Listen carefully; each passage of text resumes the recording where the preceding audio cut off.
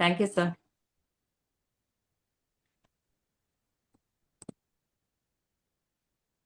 Sir இதை record பண்ணுமா? நீங்க எம்ப்ரைசிங் பத்தி பேச சொன்னீங்க இல்லையா? ஓகே. எனக்கு தெரிஞ்ச எனக்கு தெரிஞ்ச இதை சொல்றேன் சார். சப்போஸ் ஏதாவது மிஸ்டேக் இருந்தா சாரி. ஓகே. நான் வந்து ப்ரிப்பேர் பண்ணல. ஓகே, இனிய காலை வணக்கம். வந்து காலையில் இந்த மீட்டிங் வந்த எல்லாருக்கும் என்னுடைய வணக்கம். Thank God. Sir, thank you sir, இந்த ஆப்பர்ச்சுனிட்டி கொடுத்ததுக்காக. இந்த மாதிரி பெரிய ப்ரிப்பரேஷன் ஒன்றும் இல்லை, பட் ஒரு சின்ன ஒரு ஹோம்ஒர்க் தான் கொடுத்தீங்க. அதுவும் நல்லதுக்கு தான். பட் அது நான் சரியா செய்கிறேன்னா தெரியல. ஓகே, இட்ஸ் அது மிஸ்டேக் இருந்தால் சாரி. இப்போ சார் வந்து நேற்று எனக்கு வந்து ஒரு இது சொல்லியிருந்தாரு, எம்ப்ரைஸ் பற்றி பேசணும். அதே மாதிரி இந்த பிரான்ஸ், சில்வர், கோல்டு அதை பற்றி கொஞ்சம் பேசணும்னு சொன்னார். நான் சொன்னேன், எனக்கு கொஞ்சம் ரொம்ப இது இல்லை சார், நான் இல்லை இல்லை கரெக்டாக என்ன தெரியுதோ சொல்லுங்க, நான் கைட் பண்ணுறேன் அப்படின்னு சொன்னார். அதான் சொன்னேன், நீச்சலே தெரியல தெரியலன்ட்டு இருந்தா நீந்த முடியாது இல்லையா? ஒரு நாள் நம்ம கோச் என்ன பண்ணுவாங்க, கொஞ்சம் கீழே கொஞ்சம் ஒரு சின்ன கால முழுகிற அளவுக்கு தண்ணியில இறக்கி வச்சுட்டு அப்புறம் கொஞ்சம் கொஞ்சமா கொண்டு வருவார் இல்லையா? ட்ரைனிங்கு, நீச்சலுக்கு.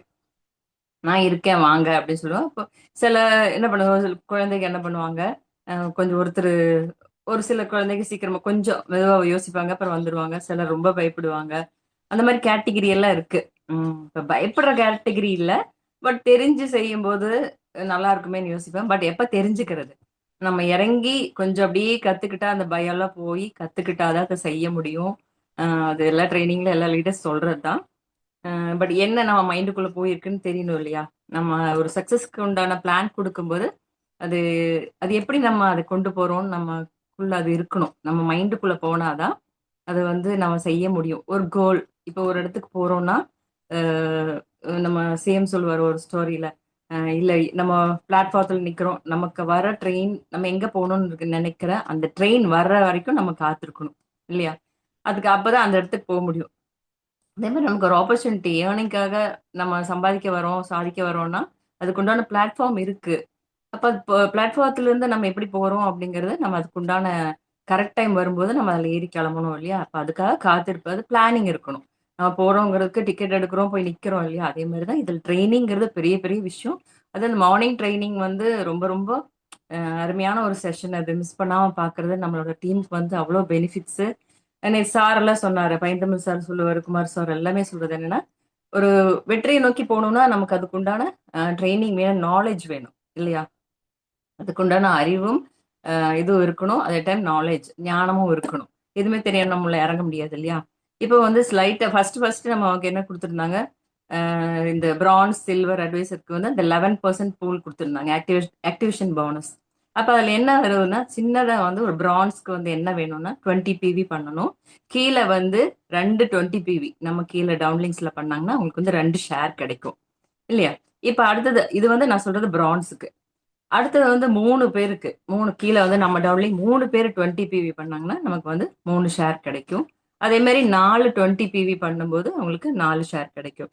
இது பிரான்ஸுக்கு. அடுத்தது சில்வர் என்னன்னா, சில்வர்ல வந்து அதே மாதிரி 3 கீழே வந்து 50 பிவி நம்ம பண்ணணும். கீழே வந்து 2 20 பிவி பண்ணுனா நமக்கு 3 ஷேர் கிடைக்கும். அடுத்தது வந்து நம்ம கீழே நம்ம 50 பிவியும் கீழே 3 20 பிவியும் பண்ணனாங்கன்னா 4 ஷேர் கிடைக்கும். இப்போ இது வந்து 3+1 4+1 அந்த மாதிரி தான் வரும். அடுத்து அடுத்து 1 2 3 4 மாதிரி தான்.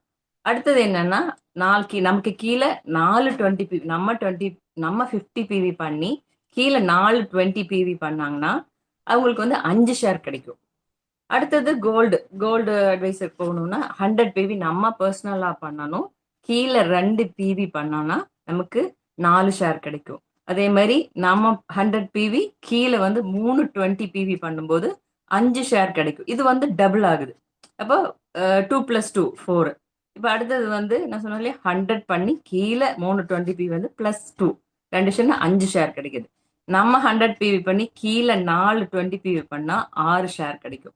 அதாவது 2 2 ஆட் ஆயிட்டு இருக்கோம் உள்ள. ஃபர்ஸ்ட் நம்ம என்ன சொன்னோம், 4 ஷேர் +2, அடுத்தது வந்து 5+2 அந்த மாதிரி. இப்போ வந்து இது ஆக்சுவலா எனக்கு தெரிஞ்சு கொஞ்சம் கன்ஃபியூஸா இருந்தாலும் சாரி, உங்க லீடர்ஸ்ட கேட்டுக்கோங்க. இது இந்த மாதிரி இருக்கு. இப்ப அடுத்தது என்ன சார் சொல்றாருன்னா, இப்ப இதுல என்ன ஹைலைட்னா, நம்ம 100 பிவிக்கு போறதா பெஸ்ட். எப்பவுமே ஹையா நம்ம திங்க் பண்ணும்போது நமக்கு ஈஸி ஆயிரும் வேலை. வந்து இதுல என்னன்னா 100 பிவி கோல்டுல போகும்போது 100 பிவி இதுல ஈஸியா இருக்கும். கீழே ரெண்டு அட்வைசஸ், ரெண்டு 20 பிவி பண்ணாலே நமக்கு வந்து என்ன கிடைக்கும், 4 ஷேர் கிடைக்கும். அதே மாதிரி கீழே வந்து 4 ஷேர் பண்ணும்போது, 4 கீழே 20 பிவி பண்ணும்போது 6 ஷேர் கிடைக்கும். எப்பவுமே ஹையா போயிட்டா நம்மளோட ஒர்க் கொஞ்சம் ஈஸி ஆயிரும். நம்மள கீழே டவுன்லங்களா அந்த மாதிரி 20 பிவிங்கிறது ஈஸி தானே. அப்போ அதை செய்ய வச்சா ரொம்ப ஈஸியா இருக்கும்.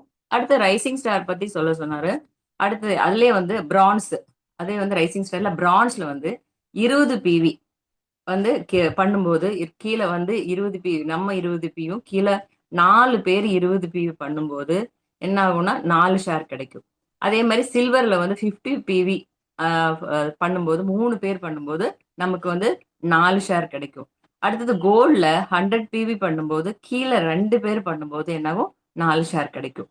இதுதான் இது. அடுத்தது வந்து டைரக்டர் போகும்போது என்ன ஆகும்னா, நம்ம வந்து 1100 பிவியில் இருக்கும். கீழே 50 பிவி, நம்ம கீழே வந்து 2 ரைசிங் ஸ்டார், நம்ம 50 பிவி பண்ணியும் கீழே 2 ரைசிங் ஸ்டார். ரைசிங் ஸ்டார் எதுங்கிறதா கீழே சொன்னாலே, பிரான்ஸ்ல வந்து 4 ஷேர், இது சாரி 20 பிவியில 4 பேரும், சில்வர்ல வந்து 50 பிவியில 3 பேரும், கோல்ட்ல வந்து 100 பிவியில 2 பேரும் இருந்தா எல்லாருக்குமே இந்த பிரான்ஸ், சில்வர், கோல்டுக்கு வந்து 4 4 ஷேர் தான். இதுல வந்து எல்லாருக்குமே அது பண்ணும்போது ஈக்குவல் ஷேர் தான்.